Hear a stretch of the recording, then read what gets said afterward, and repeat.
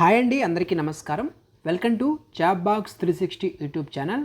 RRB group D exams అనేవి జరుగుతూ ఉన్నాయి. అయితే మనకి ఈ ఎగ్జామ్స్లో జనరల్ సైన్స్లోని ఫిజిక్స్లో ప్రాబ్లమ్స్ అనేది వస్తూ ఉన్నాయి. అయితే ఈ ప్రాబ్లమ్స్ ఎలా చేయాలి, ఏ మోడల్స్ వస్తున్నాయి అనేది మీకు ఈ వీడియోలో ఒక్కొక్కటి ఎక్స్ప్లెయిన్ చేస్తూ వెళ్తాను. ఆల్రెడీ మన ఛానల్లో ఫిజిక్స్కి సంబంధించి ప్రాబ్లమ్స్ వీడియోస్ అనేది అప్లోడ్ చేశాను. ఒకవేళ ఎవరైనా చూడకపోతే ఒక్కసారి చూసి వాటిని కంపల్సరీగా ప్రాక్టీస్ చేసుకోండి. ఎందుకంటే వాటిల్లోంచి మోడల్స్ అనేది వచ్చాయి, ఓకేనా? కాబట్టి అవి మాత్రం అసలు మిస్ చేయొద్దు. ఈ వీడియోలో చెప్తున్నటువంటివి ప్రజెంట్ షిఫ్ట్లలో రిపీట్ అవుతున్నటువంటి మోడల్స్, ఇవి కూడా ఒక్కసారి చూసుకోండి, ఓకేనా? ఇక లేట్ చేయకుండా క్లాస్లోకి వెళ్దాం. స్టెప్ బై స్టెప్ చెప్తున్నప్పుడు జాగ్రత్తగా విని మీరు కూడా ప్రాక్టీస్ చేసుకోండి. ఏ ప్రాబ్లంకి ఎటువంటి ఫార్ములా వాడుతున్నారు, ఎలా చేయాలి అనేది, ఓకేనా? ఫస్ట్ క్వశ్చన్ చూడండి. ఒక ఉత్తల దర్పణం యొక్క నాభ్యంతరం ఫోకల్ లెంత్ అనేది +15 సెంటీమీటర్స్ అనుకుందాం. దర్పణం నుండి 30 సెంటీమీటర్ల దూరంలో ఒక వస్తువును ఉంచినప్పుడు ప్రతిబింబం ఎక్కడ మరియు ఎలాంటిది ఏర్పడుతుంది? ఎక్కడ మరియు ఎలాంటిది ఏర్పడుతుంది? ఇక్కడ కనుక్కోవాల్సింది ఏంటి? ప్రతిబింబం కనుక్కోవాలంటే దానికి సంబంధించిన ఫార్ములా మనకి తెలిసి ఉండాలి, ఓకేనా? ప్రతిబింబం కనుక్కోవాలంటే ఆల్రెడీ ఇది మనకి ఏదైతే ఫిజిక్స్కి సంబంధించినటువంటి వీడియోస్ అప్లోడ్ చేశానో వాటిలో చెప్పాను నేను. ఇక్కడ 1/F = 1/V + 1/U ఇది ఫార్ములా. వీటిలో ఎఫ్ అంటే ఏంటి, వి అంటే ఏంటి, యు అంటే ఏంటి అనేది నీట్గా చెప్పాను ఆల్రెడీ, ఓకేనా? మరొకసారి చూద్దాం. ఎఫ్ అంటే ఏంటి? దర్పణం యొక్క నాభ్యంతరం, focal length of the mirror అనమాట. అదేవిధంగా వి అంటే ఏంటి? ప్రతిబింబ దూరం, ఇమేజ్ యొక్క డిస్టెన్స్. వి అంటే ఏంటి? మనకి వస్తు దూరం, ఆబ్జెక్ట్ యొక్క డిస్టెన్స్. వి అంటే ఇమేజ్ డిస్టెన్స్, యు అంటే ఆబ్జెక్ట్కి సంబంధించినటువంటి డిస్టెన్స్, ఓకేనా? కనుక్కోమంది ఏంటి మనకి? ప్రతిబింబం అంటే ఏంటి? వి అనేది మనం కనుక్కోవాలి, ఓకేనా? ఆ యొక్క వి అంటే ఏంటి, యు అంటే ఏంటి, అవి తెలిస్తేనే మనం కనుక్కోగలుగుతాం. ఇప్పుడు ఒక్కొక్కటి చేసుకుంటూ వెళ్దాం. ఇచ్చినట్టు రాసుకోండి, ఓకేనా? ఫస్ట్ చూడండి ఏమన్నారు? 1/F ఫోకల్ లెంత్ అంతా 15, ఇక్కడంతా +15 అనేది ఇచ్చారు, ఓకేనా? 1/15 = 1/, ఉన్నది ఉన్నట్టే రాసుకోండి, ఇచ్చినట్టే రాసుకోండి. మీరు మరలా 1/V కావాలంటే 1/F సైడ్ 1/Uని తీసుకొచ్చి మైనస్ అలా చేయాల్సిన పని లేదు. ఉన్నట్టు అక్కడే ఉంచేసి మీరు ఇచ్చిన విలువల్ని సబ్స్టిట్యూట్ చేయండి, ఓకేనా? మీకు కన్ఫ్యూజన్ లేకుండా సింపుల్గా అయిపోద్ది. 1/V అనేది మనం కనుక్కోవాలి. నెక్స్ట్ +1/U అంటే ఏంటి? మనకి వస్తువు యొక్క దూరం, ఆబ్జెక్ట్ యొక్క డిస్టెన్స్ అనమాట. అది మనకి ఎంత ఇచ్చారు? దర్పణం నుండి 30 సెంటీమీటర్ల దూరంలో ఒక వస్తువును ఉంచినప్పుడు వస్తువు యొక్క దూరం ఎంత? 30 సెంటీమీటర్లు. ఈ 30 సెంటీమీటర్లు అనేది ఏంటి? -30. మీకు ఆల్రెడీ చెప్పాను, నాభ్యంతరం ఫోకల్ లెంత్ ఎప్పుడు కూడా పాజిటివ్గా ఉంటుంది. అదే వస్తువు యొక్క దూరం ఎప్పుడు కూడా నెగిటివ్గా, రుణాత్మకంగా ఉంటుంది. కాబట్టి ఇక్కడేంటి? -30, ఓకేనా? = ఇప్పుడు 1/V +* -1/30, ఓకేనా? ఇప్పుడు 1/15 యువతలు ఉంది, యువతల -1/30 ఉంది కదా. సరే, -1/30ని యువతలు తెచ్చుకుంటే = 1/15 + 1/30 = 1/V అనమాట, ఓకేనా? దీన్ని బట్టి ఇక్కడ 15 ఉంది, ఇక్కడ 30 ఉంది. క్రాస్ మల్టిప్లై కూడా చేయొచ్చు.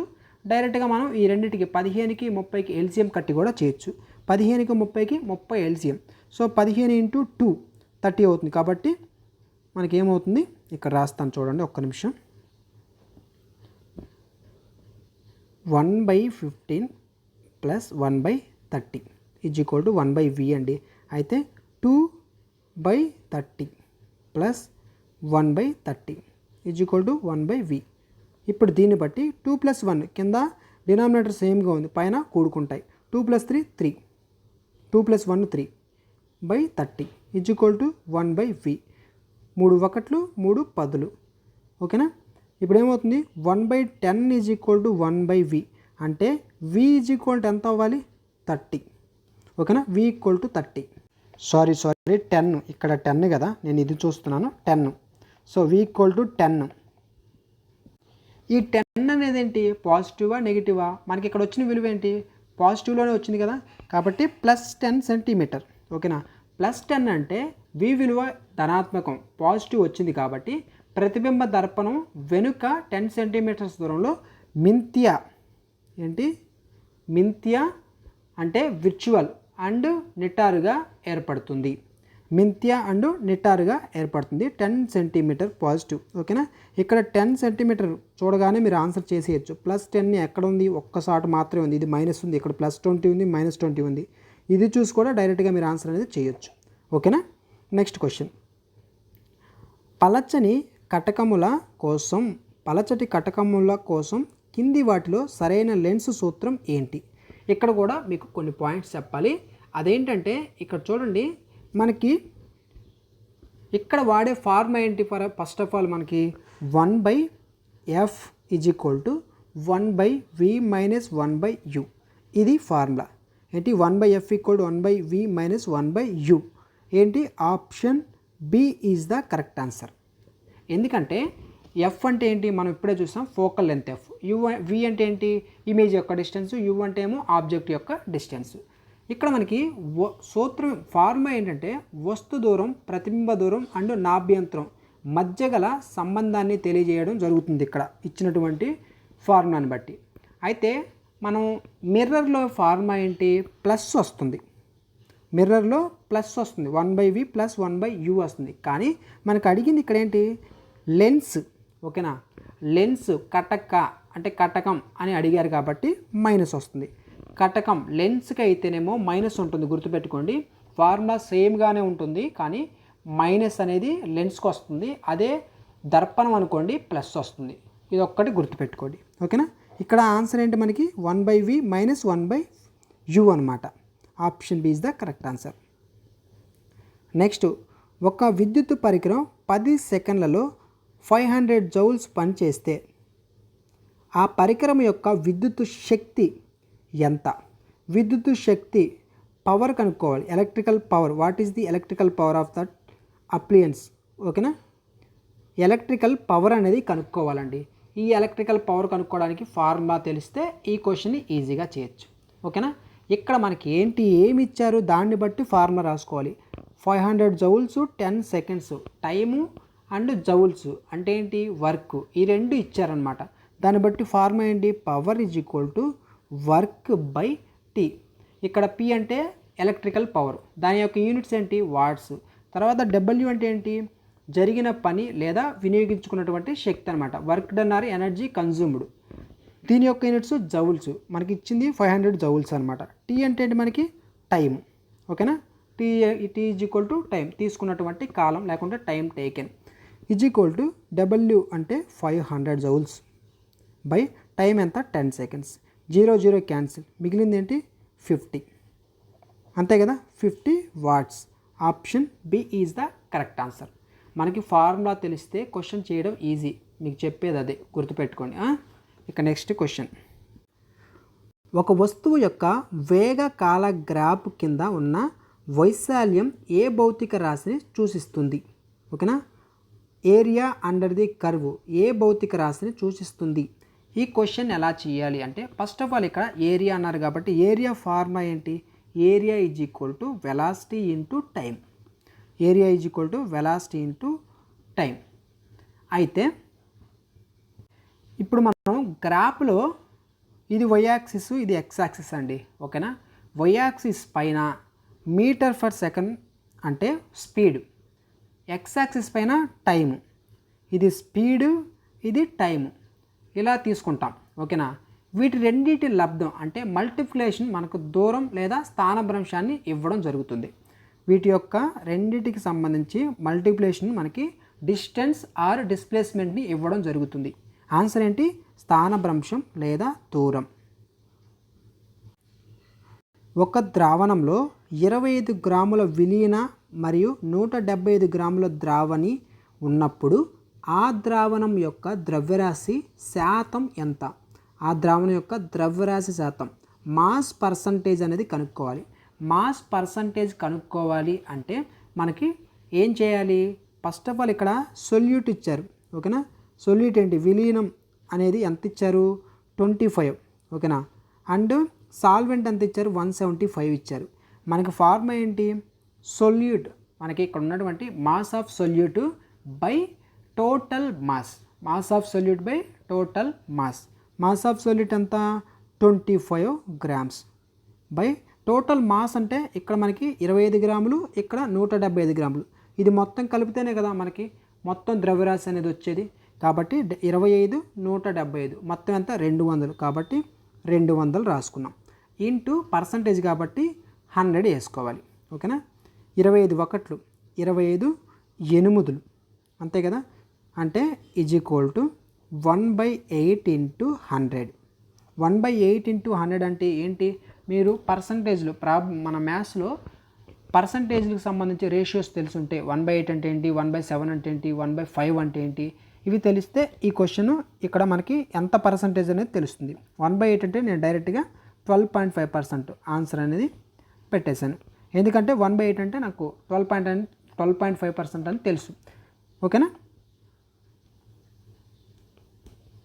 లేదు తెలియదు అనుకుంటే అప్పుడు మీరు మరలా క్యాలిక్యులేట్ చేసుకుంటూ కూర్చోవాలి. 8 ఒకట్లు, ఇక్కడ 8 ఒకట్లు, తర్వాత ఇట్లా క్యాలిక్యులేట్ చేసుకుంటూ కూర్చున్న 12.5% అనేది వస్తుంది.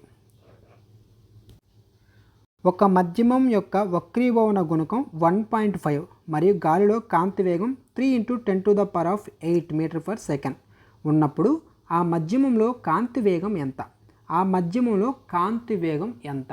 మధ్యమంలో కాంతి వేగం అంటే speed of light in medium, ఓకేనా. మధ్యమం అంటే మీడియం, ఓకేనా. దీంట్లో అంటే మధ్యమంలో కాంతి వేగం అనేది కనుక్కోవాలి. ఫస్ట్ ఆఫ్ ఆల్ ఇది కనుక్కోవాలంటే రిఫ్రాక్టివ్ ఇండెక్స్ ఫార్ములా ఉంది కదా, n =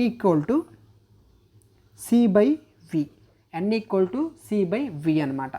n అంటే ఏంటి, మనకి ఇక్కడ మధ్యమం యొక్క వక్రీభవన గుణకం, రిఫ్రాక్టివ్ ఇండెక్స్ అనమాట n అంటే. తర్వాత ఇక్కడ మనకు ఉన్నటువంటి c అంటే ఏంటి, గాలి లేకపోతే శూన్యంలో కాంతి వేగం, speed of light in air or vacuum అనమాట. నెక్స్ట్ v అంటే మనకి మధ్యమంలో కాంతి వేగం, speed of light in the medium. మనకు కనుక్కోవాల్సింది ఏంటి, మధ్యమంలో కాంతి వేగమే కదా, కాబట్టి v = c/n అనమాట. v = c/n. v అంటే ఏంటి, ఇప్పుడే చెప్పాం, మధ్యమం యొక్క c అంటే గాలి లేదా శూన్యంలో కాంతి వేగం, గాలి లేదా శూన్యంలో కాంతి వేగం. ఒక్కొక్కటి ఇప్పుడు రాసుకుంటూ వెళ్దాం. ఇక్కడ చూడండి, గాలిలో కాంతి వేగం ఇచ్చారు, గాలి లేదా వాక్యూమ్ అన్నాం కాబట్టి ఇచ్చింది ఏంటి, 3 × 10⁸. అది రాసుకోండి, 3 × 10⁸. నెక్స్ట్ ఏంటి, బై n అంటే ఏంటి, మనకి మధ్యమం యొక్క వక్రీభవన గుణకం. వక్రీభవన గుణకం ఎంత ఇచ్చారు, 1.5 ఇచ్చారు, కాబట్టి 1.5 రాసుకున్నాం, ఓకేనా. దీన్ని సాల్వ్ చేయండి, ఆన్సర్ వచ్చేస్తుంది. ఇక్కడ చూడండి, ఈజ్ ఈక్వల్ టు 3 × 10⁸ 1.5 అంటే 15/10 రాసుకోవచ్చు కదా. 3 ఒకట్లు 3 5లు, 5 ఒకట్లు 5 2లు. ఫైనల్గా ఈ 1/2 ఉంది ఇక్కడ ఫైనల్గా మిగిలేదేంటి, 1/2 బైలో ఈ 1/2 కాస్త పైకి వెళ్తే 2 × 10⁸ వస్తుంది. 2 ×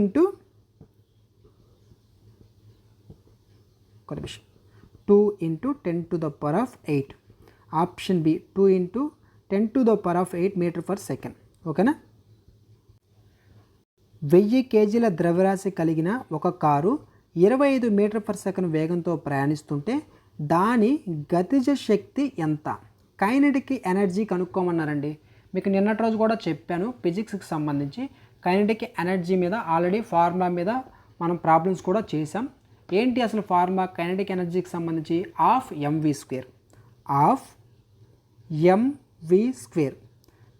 ఇచ్చిన విలువలను సబ్స్టిట్యూట్ చేయండి, ఆన్సర్ వచ్చేస్తుంది. ఇంటూ మాస్ ఎంత, m అంటే మాస్ అంటే 1000 kgలు ఇచ్చారు కాబట్టి 1000 kgలు రాసుకోండి. ఇంటూ v అంటే ఏంటి, మనకి ఇక్కడ స్పీడ్, ఒక కారు 25 మీటర్/సెకండ్ వేగంతో ప్రయాణిస్తుంటే దాని స్పీడ్ ఎంత ఇచ్చారు, 25 స్క్వేర్ కాబట్టి స్క్వేర్ చేసుకున్నాం. 2 ఒకట్లు 2 5లు అంటే is equal to 500 into 25 square అంటే 625, 25 స్క్వేర్ అంటే 625. ఇప్పుడు మనకి 500 × 625, దీన్ని మల్టిప్లై చేయండి. 5తో మల్టిప్లై చేయండి. 5 6లు ఎంత 30, 5 2లు ఎంత 10, 5 5లు ఎంత 25. ఫైనల్గా ఎంత 3 1 2 5. తర్వాత ఇక్కడ 2 zeros ఉన్నాయి కదా, ఈ 2 zeros యాడ్ చేయండి. 3 1 2 5 0 0, 3 1 2 5 0 0. Option C is the correct answer. పని శక్తి సిద్ధాంతం ప్రకారం ఒక వస్తువుపై జరిగిన నికార పని నెట్ వర్క్ డన్ 0 అయినప్పుడు దాని గతిజ శక్తిలో మార్పు ఎలా ఉంటుంది, కైనెటిక్ ఎనర్జీలో మార్పు అనేది ఎలా ఉంటుంది? దీనికి సంబంధించిన ఫార్ములా కూడా ఆల్రెడీ మనం సాల్వ్ చేసాం, అంటే ఫార్ములా బేస్డ్గా క్వశ్చన్స్ కూడా మనం చేసాం. అదేంటంటే మనకి net work is equal to change in kinetic energy, work equal to change in kinetic energy అండి. సో ఆల్రెడీ ఇది మనం చేసాం. అయితే చేంజ్ ఇన్ కైనెటిక్ ఎనర్జీని ఏ విధంగా రాయాలి మనం? Kinetic energy, final kinetic energy minus initial యొక్క కైనెటిక్ ఎనర్జీ. ఓకేనా? ఇనీషియల్. అయితే ఇక్కడ ఏమన్నారు? నెట్ వర్క్ డన్ అనేది 0 అన్నాడు. అంటే change in kinetic energy is equal to ఇక్కడ ఏమొస్తుంది 0. అంటే చేంజ్ ఇన్ కైనెటిక్ ఎనర్జీ కూడా 0 అవుతుంది. దీనికి అర్థం ఏంటి? గతిజ శక్తిలో మార్పు కూడా 0 అవుతుంది. ఆప్షన్ సి అనేది correct answer. Change in kinetic energy is 0. ఎలా?